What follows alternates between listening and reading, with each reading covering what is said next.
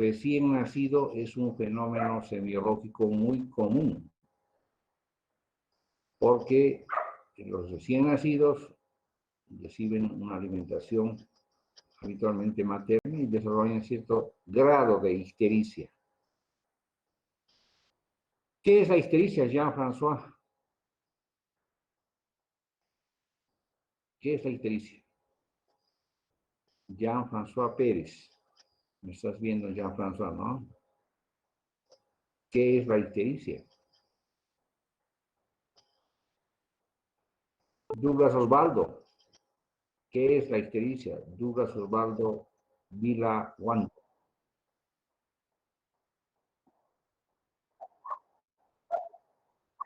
Ya, muy bien. Tienen que ser como buenos abogados, mejores que los abogados. Ustedes son mucho mejores que cualquier abogado que hay aquí caminando.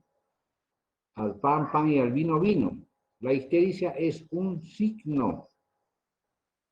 Y ahí desarrollas y dices, es un signo, como tú has dicho muy bien, que se caracteriza por coloración amarillenta de la piel y las mucosas. Eso es ictericia. Es un signo, ¿ya? Y se junta con el signo sintomatología de pacientes que tienen ese signo que vemos al mirar al paciente. En recién nacidos, entonces van a ver frecuentemente la ictericia, pero no en niños preescolares y escolares. Entonces, el paciente que ahora ustedes están, vamos a ver y van a ver, es un paciente, una niña que tiene una edad escolar y que presenta ictericia. Un color amarillento de la piel, tiene un color amarillento, escleras amarillentas y aparte tiene decaimiento, náuseas y vómitos, un poco de meteorismo, dispepsia y también tiene febrícula, fiebre no muy alta. Sus orinas se han vuelto oscuras y sus heces se han vuelto claras, casi como blancas, ligeramente blanco amarillentas, como si fueran de recién nacido, o como de baba pequeña. Ese tipo de deposiciones, ¿cómo se llama? ¿Quién sabe? Deposición blanca. Acolia, doc. Eso, hipocoria o acoria. Muy bien. ¿Cómo te llamas tú? Ian Marcos Magna, doctor. Eso, ya, Marcos. Muy bien. Ya. Y cuando la orina se vuelve como café raro o un aspecto de medio de Coca-Cola mezclada con agua o con whisky, mejor todavía. ¿Cómo se llama? ¿Quién sabe?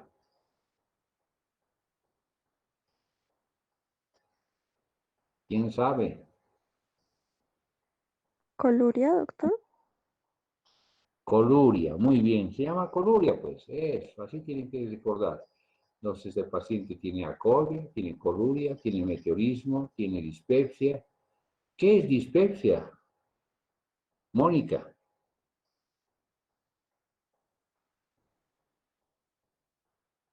¿Qué es dispepsia?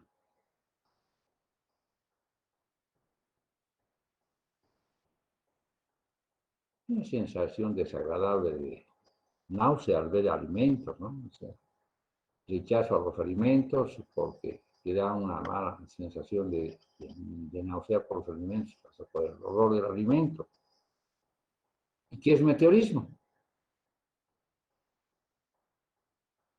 ¿Qué es meteorismo? ¿Nadie? Micaela, Andrea. Doc, son las flatulencias. Eso. La flatulencia es la emisión.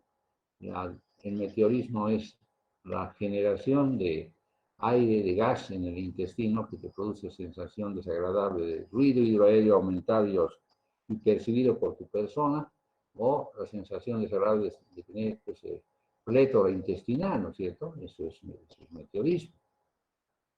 Bueno, y este paciente además tiene ganas de vomitar, tiene un poco de fiebre y está histérico. Se levanta una mañana y encuentra que está con ictericia, pues, sus ojitos se los ve al espejo y tiene pues ictericia. Es la edad escolar, no es un recién nacido. Entonces tiene una ictericia. Y lógicamente mamá se asusta, papá también, y todos vamos al médico. Y ahí estamos. Está el doctor Rodrigo Valle Reynoso, que está ahí sentadito en su escritorio y le ponen al paciente y dice, doctor, ve al pacientito, es una niña de 6 años o 7 años. Y entonces el doctor, ¿qué diagnóstico hace mirando al paciente? Lo atiende bien, lo mira y siempre tienen que mirarlo a través de la luz de la ventana, ¿no? Para ver qué color realmente es. Le va a decir a mamá, no, mi niña se ha puesto amarilla, doctor. No era si su piel se ha puesto amarilla y está orinando oscuro. Y sus deposiciones son medias sueltas y blanquitas, blanquitas parecen estuco. Y entonces, ¿qué diagnóstico hace Rodrigo Valle Reynoso?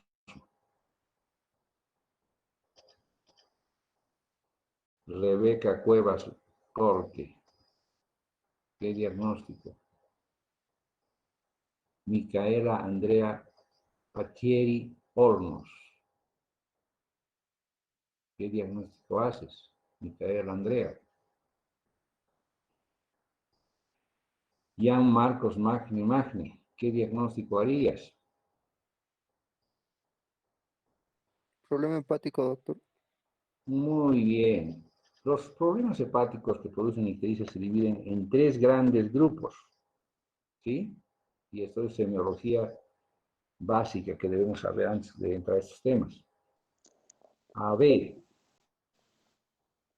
Douglas Osvaldo. Disculpe. Douglas Osvaldo, ¿cuánto?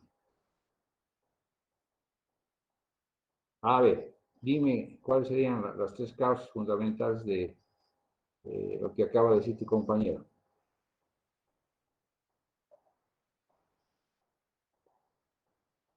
Muy bien, muy bien, muy bien. Hepáticos y poshepáticos. Muy bien, así se ven las cosas, ¿no ve?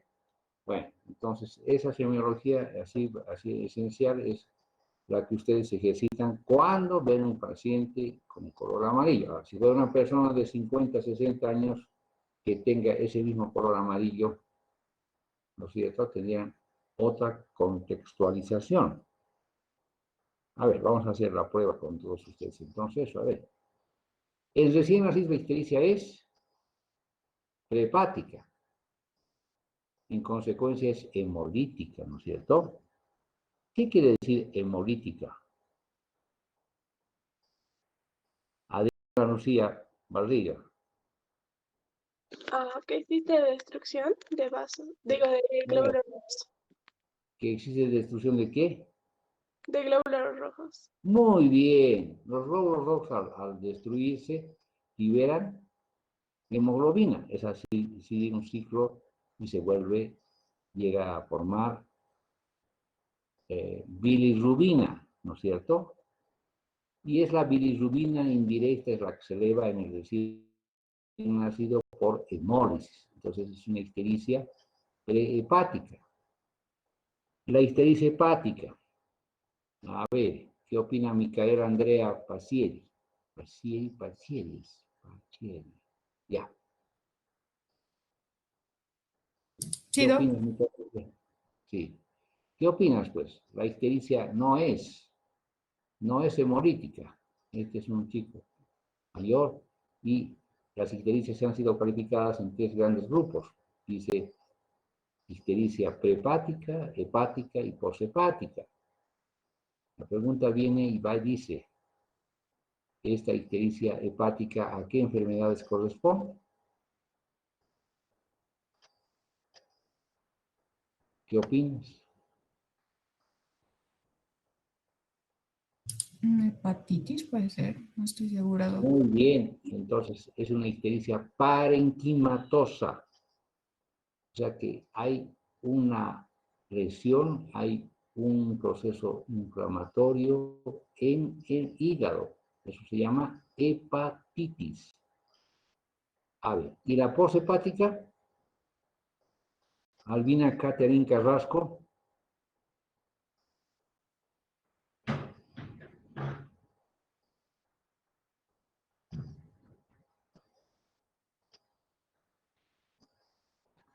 Albina, ¿no? Ian Marcos Magne. Doctor, podría ser por cálculos biliares o... Muy bien, muy bien. Entonces es una obstrucción de la vía biliar.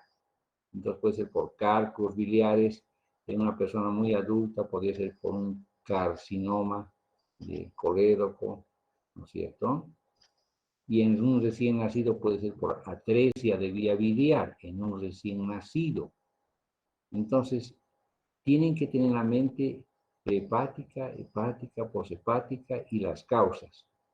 Ahora vamos a ver en la clase las causas hepáticas de la ictericia en un escolar, en un niño que está en época de los 4, 5 hasta los 10 o 12 años.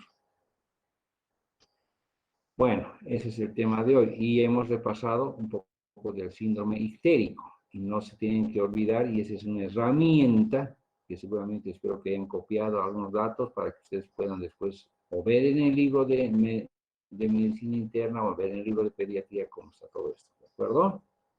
Muy bien. Entonces, veremos esto.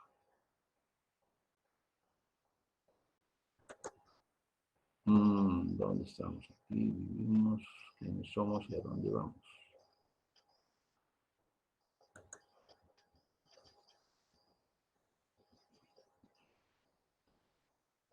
Doc, hasta que ponga las diapos, por si acaso las anteriores diapositivas que nos envió de la anterior clase, no se puede entrar. No sé si ¿Qué clase es? es la de infecciones inmunoprevenibles. ¿No pueden entrar? No, no, Doc, Ya, al menos les voy no. a pasar en conjunto estas clases y las de inmunoprevenibles en estos días, ¿ya? En estos 2 o 3 días ya van a tener clases. Otra vez les voy a volver a pasar. Están escritas. No sé qué está pasando. Había notado que le no han puesto la etiqueta a las que he pasado. Tal vez ha pasado una cosita que no entiendo, pero lo voy a volver a pasar. ¿De acuerdo? Gracias. Claro, con el mayor gusto, no hay problema.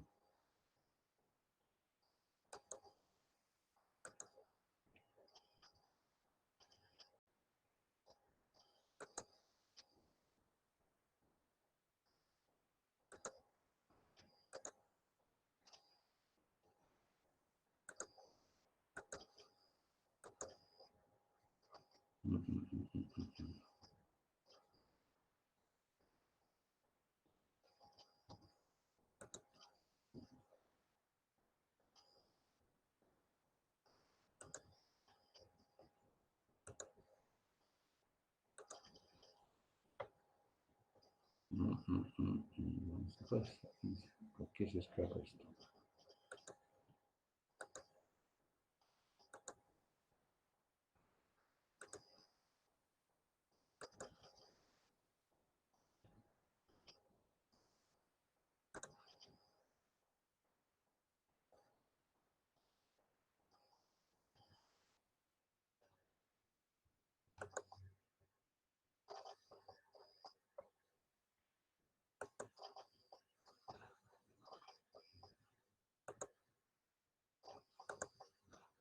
No quiere compartir.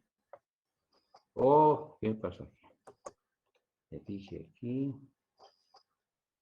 Ya está. Ahora vamos a abrir esto. Y desde ahora una ventana. Listo.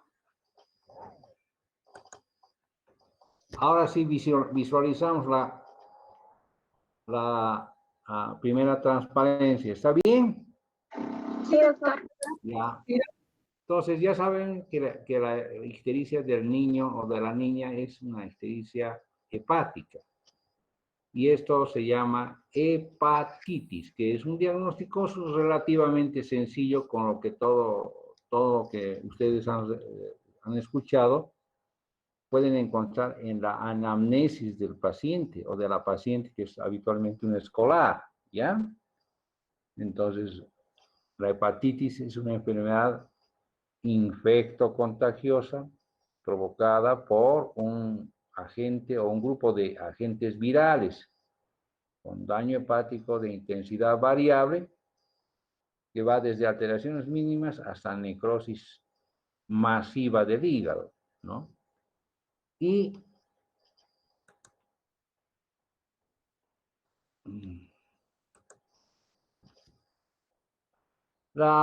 los virus de la hepatitis son el A, el B, el C, el D, el E, ¿ya?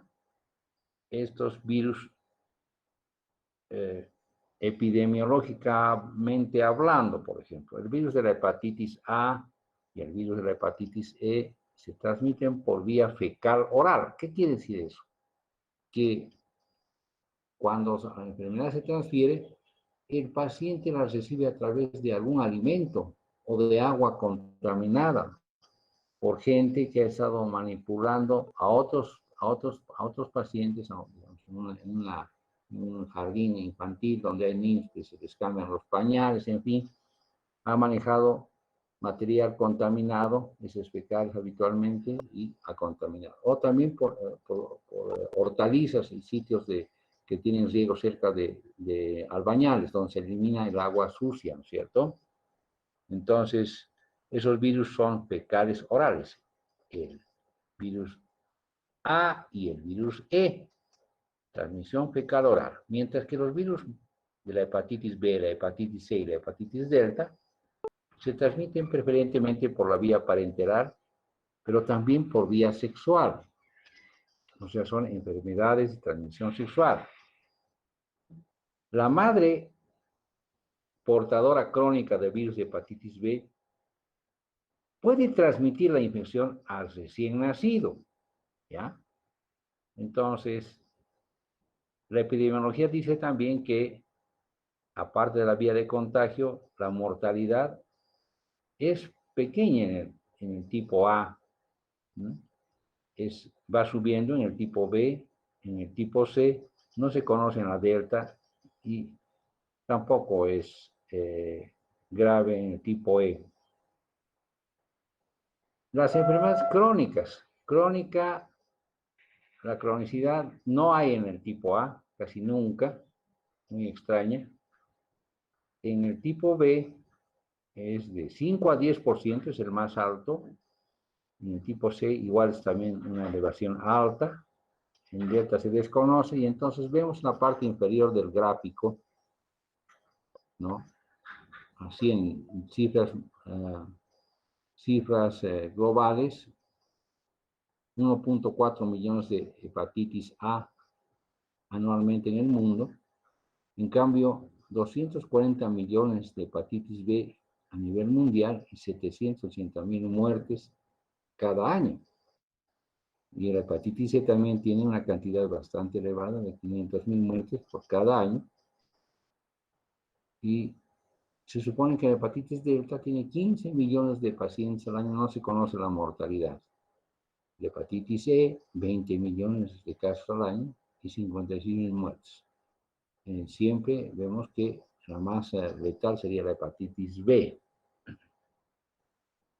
Entonces es una hepatitis crónica, ¿no? La hepatitis B por su importancia. Las incubaciones van desde 2 a 5 semanas en la hepatitis A, en la hepatitis B hasta 6 meses puede ser, en la hepatitis C igual pueden ser también meses de incubación del proceso, o sea, en que el proceso uno se infecta y puede determinar enfermedad después de varios meses, ¿no? Es en la hepatitis B al menos. Entonces, la etiología de las hepatitis puede ser virus A, virus B, delta, E, citomegalovirus. El citomegalovirus es un virus que se asocia también al de la mononucleosis infecciosa, ¿no? La mononucleosis infecciosa es una enfermedad que ataca también a personas jóvenes, adolescentes y a personas que tienen una relación muy cercana con su pareja, por ejemplo, ¿no? Antes decía que era la enfermedad del beso. La mononucleosis infecciosa se decía enfermedad del beso. El herpes simple, la varicela, los adenovirus, todos estos pueden dar infección viral hepática. Medicamentos. El acetaminofén, que utilizamos tan fácilmente, que se llama paracetamol. El paracetamol, si se lo toma en cantidades de intoxicación tóxicas, desarrolla una hepatitis con insuficiencia hepática mortal. En los Estados Unidos y en algunos países industrializados, el acetaminofén se vende no en las farmacias, sino en los supermercados, en forma de líquido de un aspecto, de un color agradable, y muchas veces el niño puede tomarse por el sabor que tiene una botella e intoxicarse. Amanita phalloides es un hongo que también puede ser ingerido. Toxina del Bacillus cereus también puede ser, tal vez una gastroenteritis. Sulfonamidas, el cotrimoxazol, la tetraciclina, el éxtasis, que es un medicamento, no es más que todo, es un alucinógeno. Es un alucinógeno, éxtasis, hierbas medicinales, el INH o isoniazida, que se utiliza en el tratamiento de la tuberculosis asociado con otros antibióticos, como la rifampicina, que también puede producir un síndrome de una hepatitis tóxica. Y el ácido valproico, que tiene una utilización muy plena en el manejo de las epilepsias, o sea, es un medicamento muy útil en epilepsias. Etiología cardiovascular, insuficiencia cardíaca derecha, una falla de la bomba de aspiración, de la bomba aspirante del corazón. Budd-Chiari. El Budd-Chiari es una enfermedad producida por una alteración de la circulación venosa que llega al corazón, o sea, vena cava. Enfermedades veno-oclusivas también pueden dar esa probable hepatitis. Enfermedades metabólicas como el ácido graso, el síndrome HERP, ya saben que es una especie de preeclampsia, ¿no es cierto?, en una mujer embarazada con plaquetopenia, hemólisis, y la enfermedad de Wilson, que es la intoxicación por material como el cobre. Síndrome de Reillet asociado con enfermedades virales, por ejemplo, varicela. Tiene varicela el paciente y le das para tratarlo aspirina. Esa asociación de varicela con tratamiento de aspirina puede darte el síndrome de Reillet, que es una falla hepática gravísima, habitualmente mortal. Tirosinemia, que es la enfermedad de depósito metabólica. Intolerancia a la lactosa, fructosa hereditaria también es metabólica. Y las misceláneas, las infiltraciones malignas de linfoma o una metástasis, una neoplasia. Indeterminadas pueden ser 17 de los casos, 17%. No sabíamos si es virus A o E, toxicidad por drogas o hierbas no reconocidas, y probables enfermedades genéticas o metabólicas no identificadas.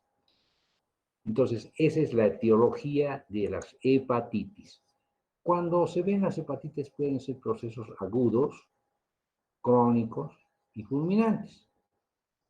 Agudos, la enfermedad tiene un periodo de estadio y luego remisión de la enfermedad, desaparición. Y la crónica tiene habitualmente esas apariciones intermitentes del proceso con ictericia, coluria, transaminemia alta, y se vuelve crónica y te puede llevar a una cirrosis o te puede llevar a un carcinoma a través del tiempo. La fulminante, el paciente que mala suerte tiene una hepatitis A, que todos decimos va a pasar, no hay problema, y el paciente comienza a presentar mayor deterioro de la función hepática, entra en coma hepático y no podemos ya ni en terapia intensiva restablecer su salud, entonces una hepatitis fulminante con insuficiencia hepática mortal. Así se clasifican las anemias en el término genérico de evolución, ¿no? Y las hepatitis en forma clásica están consideradas como hepatitis infecciosa y hepatitis sérica. Infecciosa, la hepatitis A, que se transmite a través de la vía fecal oral, ingesta del agente viral, mejor dicho. Y hepatitis viral sérica, que viene a través de elementos que son la sangre, productos sanguíneos, plasma, derivados de la sangre, ¿no? Sérica y de transmisión sexual también hemos dicho, y una vía que no está muy aclarada etiopatogénicamente hablando.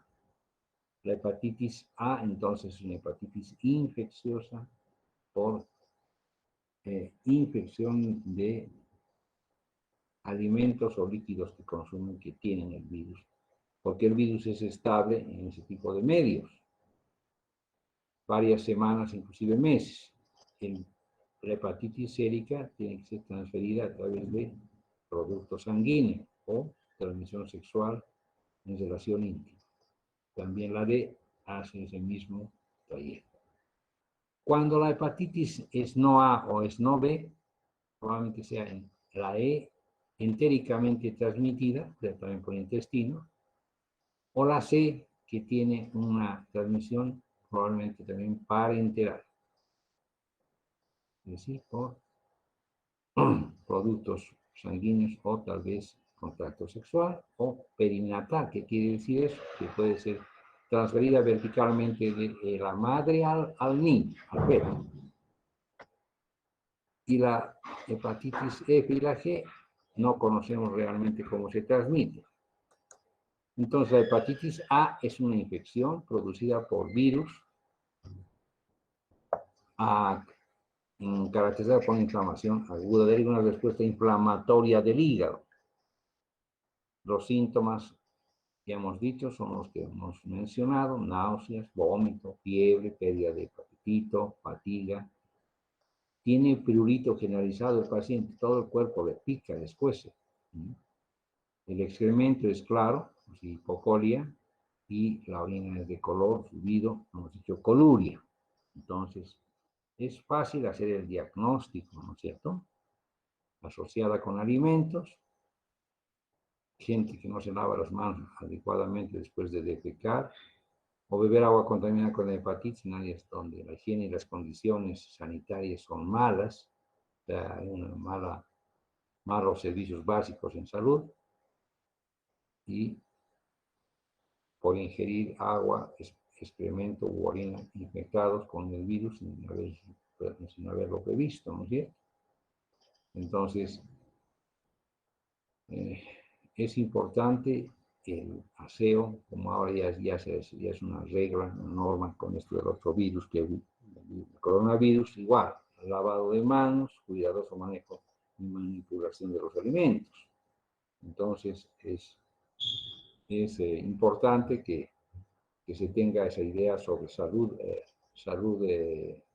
ambiental. Ustedes tienen que ser capaces de instruir y de educar a los que rodean una hepatitis A, a la familia, ¿no? Entonces, en los niños habitualmente es moderada, ¿no? Algunas veces es asintomática. Las guarderías son la fuente principal de diseminación. El agente viral. El agente viral es un virus de la hepatitis de la familia Picornaviridae, género hepatovirus. Es un ARN virus de cadena única.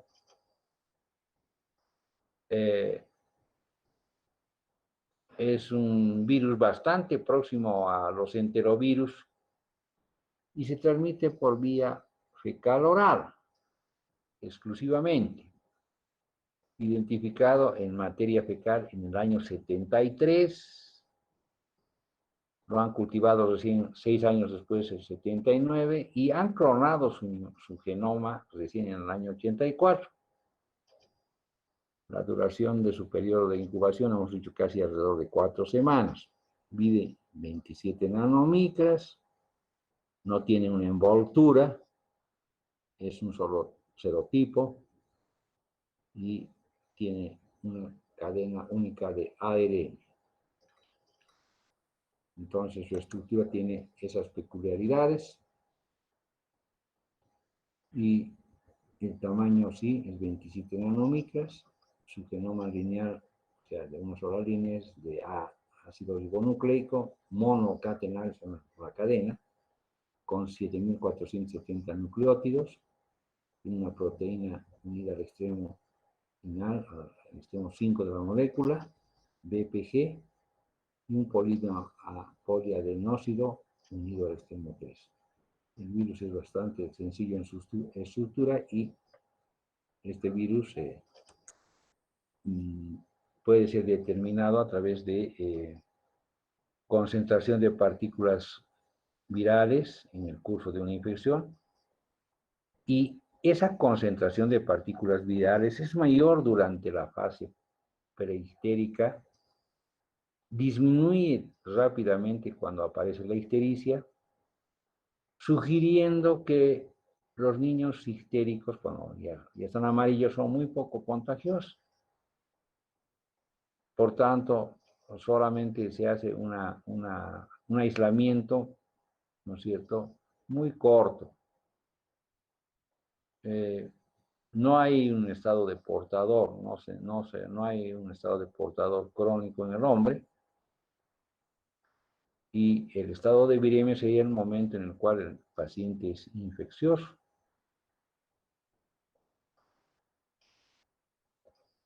En epidemiología siempre el nivel de contaminación indica 10% de anticuerpos antivirus de la hepatitis A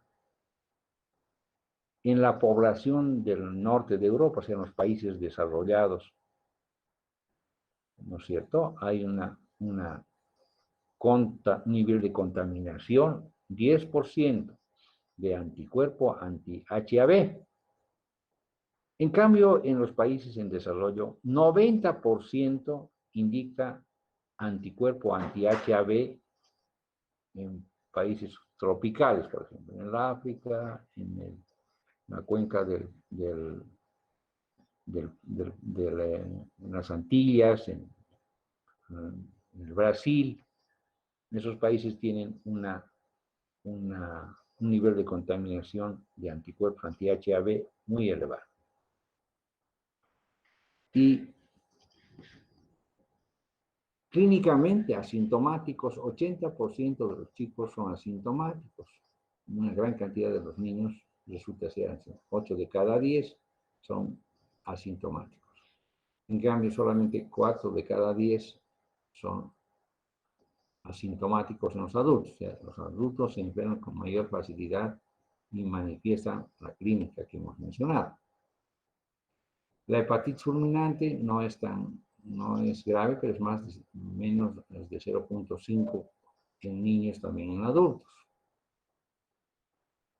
Y la hepatitis fulminante puede ser mucho más grave si el paciente tiene además virus de la hepatitis C. 40% de esas poblaciones de riesgo con sujetos infectados, si tiene el virus C, es esa la proporción de porcentaje de sufrir una hepatitis fulminante. Curso grave, 5% adultos, menos de 1%, menos de 0.5% en niños. La hepatitis aguda es un proceso no crónico, pero sí tiene posibilidad de curso prolongado. Entonces, incubación, le hemos dicho, tiempo de semanas, hepatitis aguda de comienzo súbito, virus de la hepatitis es responsable de 40% de casos de hepatitis aguda, y niños y adultos jóvenes son pacientes que sí pueden tener este proceso. La afectación hepática leve habitualmente es la regla, pero pueden existir casos fulminantes que tienen, hemos dicho, insuficiencia hepática con síndrome ictérico muy grave, alteraciones mentales, es decir, estado de coma del paciente y manifestaciones hemorragíparas gravísimas, que son sangrados desde la petechia, equimosis, sangrado gastrointestinal y sangrado en el sistema nervioso central. Y no hay los casos crónicos. Entonces, las características son prácticamente esas, ¿no? Y los síntomas, ya saben todos estos que hemos mencionado, inclusive el dolor abdominal, ¿no? Y el dolor abdominal es asociado a estado nauseoso, los vómitos, la astenia y la dinamia, o sea, un decaimiento bastante intenso. Entonces, esos síntomas como la fatiga, prurito, inapetencia, son de curso limitado a unos 4 o 5 días y luego va pasando. Pero el virus de la hepatitis A entonces tiene una remisión espontánea en más del 90%, una colistasis prolongada en 10 a 20%, que decir que la enfermedad se prolonga, y recurrentemente puede llegar a un 3%, y hepatitis fulminante es muy baja, menos del 1%, pero esas son las alternativas. Siempre esperamos que sea la primera, que el paciente se establezca espontáneamente. El perfil hepático en el laboratorio tiene la determinación de bilirrubinas, y sabemos que la directa es la que más se eleva, porque no es una enfermedad hemolítica, sino es parenquimatosa. Hay datos de lesión tisular y hepática, elevación de las aminotransferasas y fosfatasa alcalina, que también se eleva, una caída de la proteína total y también de su fracción albúmina. Entonces, eso indica ciertamente una participación del funcionamiento hepático. Entonces, inmunoglobulina M, los anticuerpos contra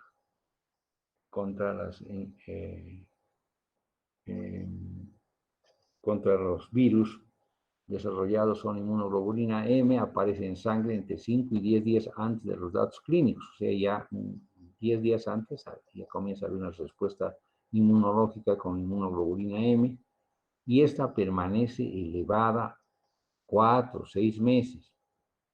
La IgG, que genera inmunidad permanente, la renovación también es un marcador de vacunación. Entonces, las curvas son estas. Tenemos la IgG que permanece protegiendo al paciente, la IgG está en rosada, una curva ascendente, ¿no? Relacionada casi previamente, antes de la enfermedad clínica, ¿no? La IgM también tiene una respuesta de elevación asociada a la elevación de las transaminasas y a la eliminación del virus en heces fecales. Y también la viremia es en el periodo no histérico, sino es casi prehistérica, y se mantiene hasta mediados del periodo histérico, y luego desaparece, ¿no?, la viremia. Entonces, estas curvas indican el modo de elevación o mantenimiento de las inmunoglobulinas. Prevención. Con relación al laboratorio mismo, como es una enfermedad benigna casi en la totalidad de los casos, hay la forma severa prolongada con trastornos de la hemostasia, y puede que haya una forma fulminante que ya saben que es, hemos comentado, llega a ser letal, mortal. Tras una hepatitis A, la normalización de las transaminasas puede ser lenta en varios meses inclusive. Y alguna vez una complicación de la hepatitis A podía ser aplasia medular y colestasis prolongada, anomalías ecográficas en la vía biliar. Bueno, entonces la prevención se efectúa con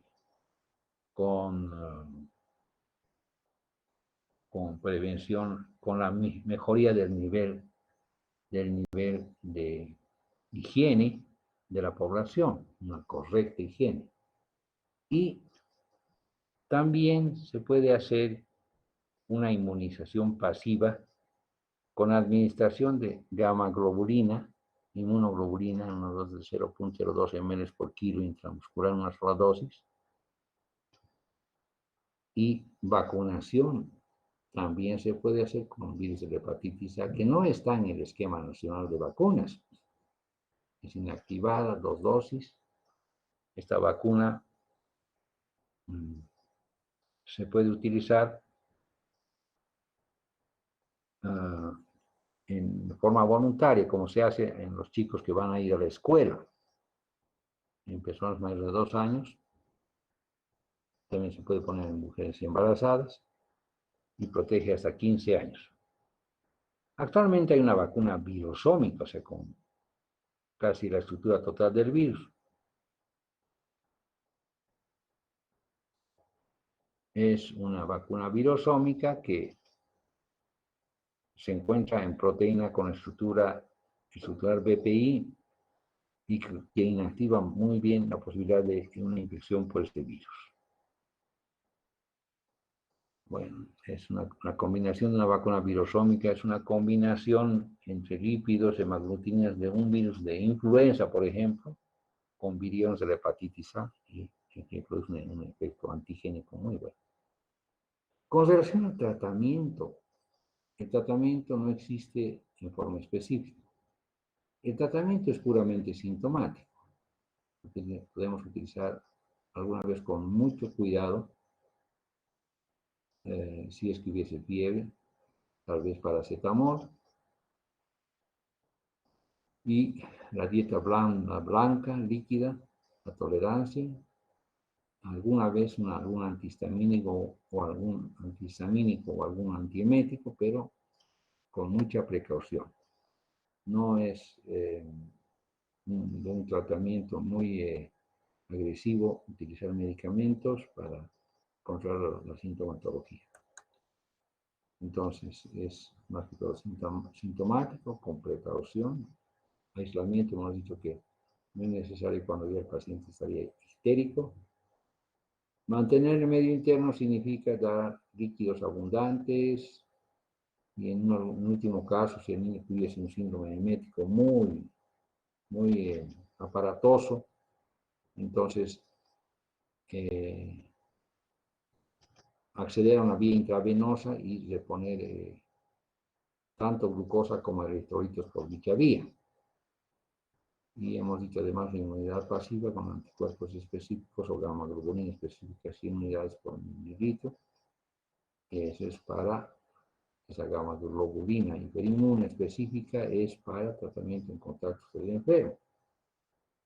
Y lo que hemos comentado sobre la vacuna virosómica.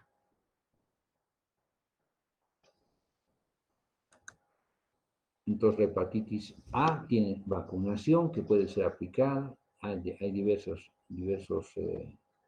fármacos para la hepatitis A.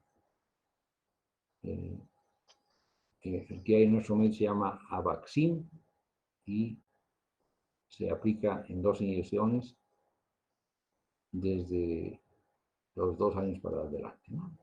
Bueno, esa es la hepatitis A, que es la más fácil de diagnóstico y la más fácil de de observar, diagnosticar y tratar. No simplemente, lamentablemente, tenemos que estar siempre ante la alternativa de que no nos va a pasar a nosotros, pero puede pasar de que en el caso de menos de 1%, alguien se agarre una hepatitis A que sea fulminante. Eso es mortal. La otra hepatitis es la hepatitis B. La hepatitis B, llamada también, es producida también por un agente de la familia Hepatnaviridae.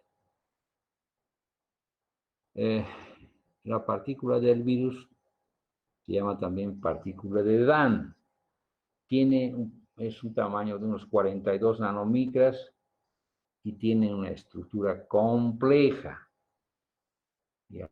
Y tiene, pues, en su cubierta, tiene en la superficie el antígeno Australia, que es el antígeno de la hepatitis B de superficie, o sea, S.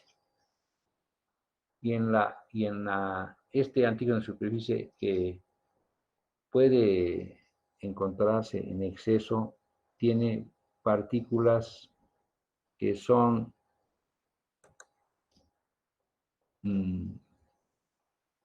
esferitas que están vacías de forma absolutamente redondita. Esta estructura también puede ser alargada y que están en el plasma en forma de estructuras vacías, redondas o alargadas. En la parte central del virus se encuentra primeramente lo que habíamos dicho, en la parte externa y en anaranjadito está el virus el antígeno de la hepatitis B de superficie S.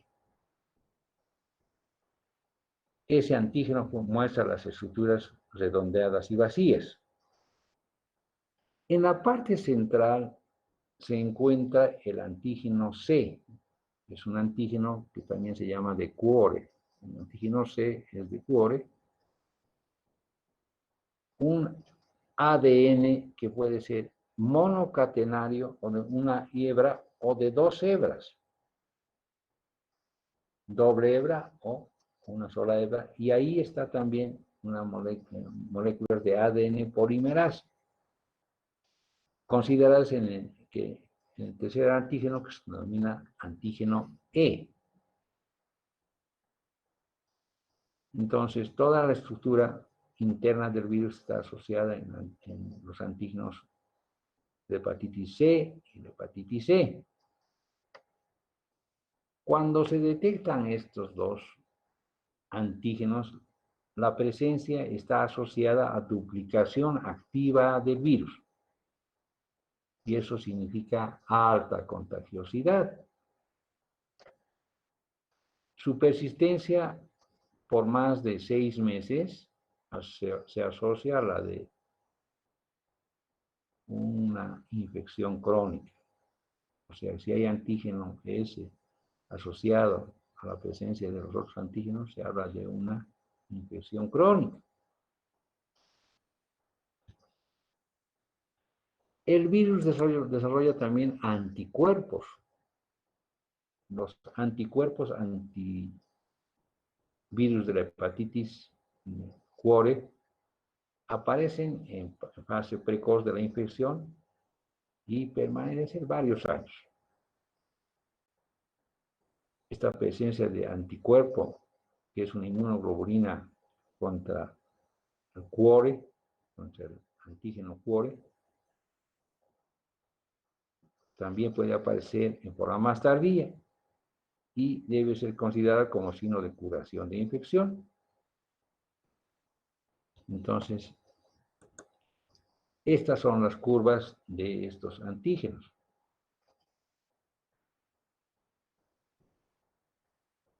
La aparición paulatina del anticuerpo de la hepatitis B, E, que se asocia a la desaparición progresiva del antígeno correspondiente, es un testimonio de la reducción del virus activo y la presencia del ADN del virus presenta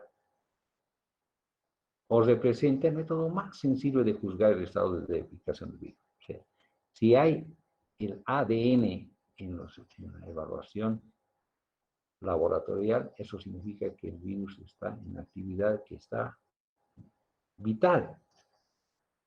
Este virus se multiplica solamente en el hígado, no se excreta por heces fecales y tiene un periodo de incubación hasta de 6 semanas.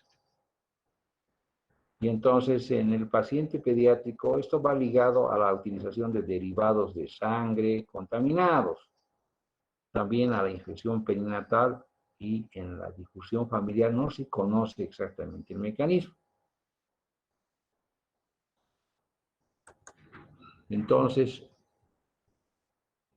en el diagnóstico importan los marcadores serológicos, el antígeno de superficie, el antígeno nuclear de la hepatitis, o sea, cuore, y el antígeno de la hepatitis B, el antígeno E.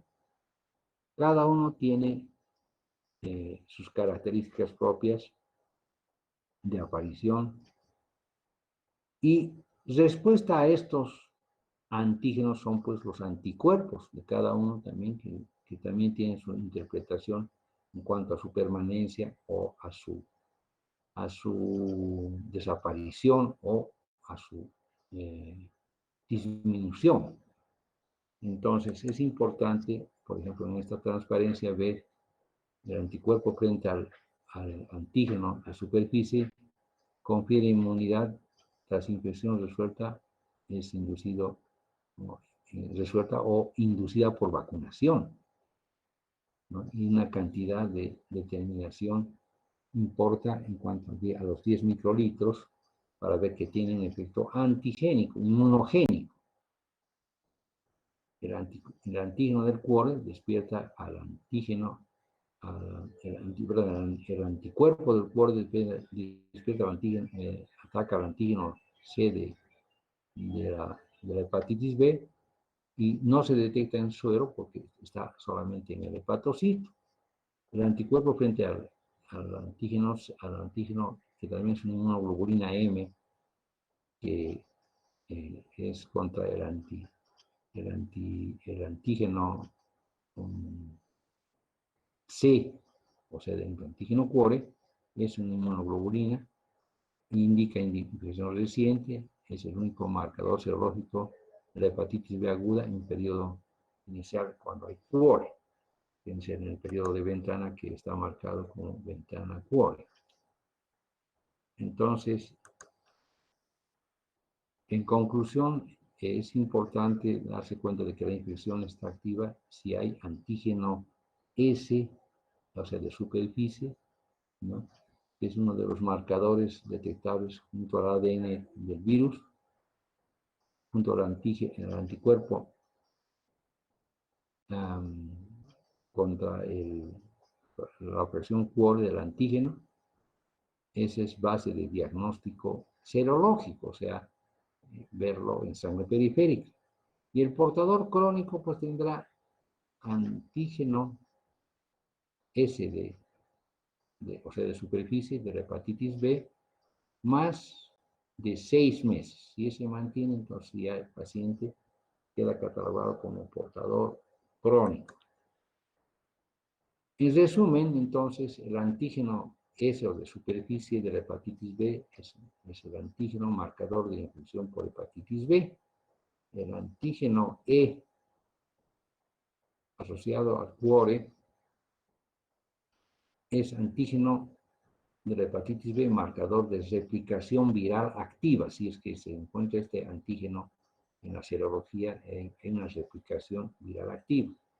Y el antígeno y el anticuerpo de la hepatitis B E es un marcador de restablecimiento. Cuando aparece este antígeno, este anticuerpo, significa que el paciente se está restableciendo. Lo mismo dice estas imágenes, que son importantes de ver. El anticuerpo de cuore es una inmunoglobulina G, siempre presente si ha existido infección de la hepatitis B, si además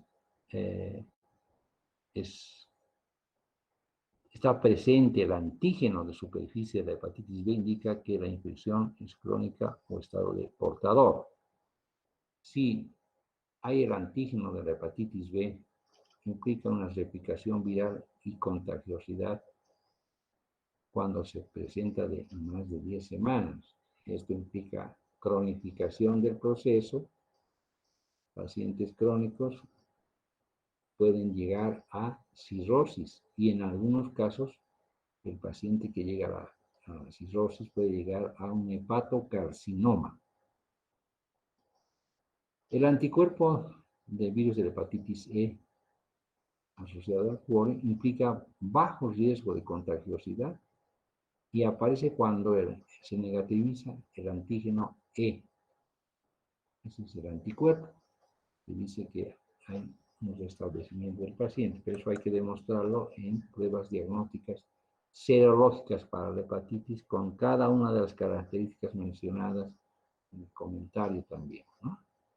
Es importante entonces el antígeno S, que es el antígeno de superficie, detecta personas infectadas aguda o crónicamente.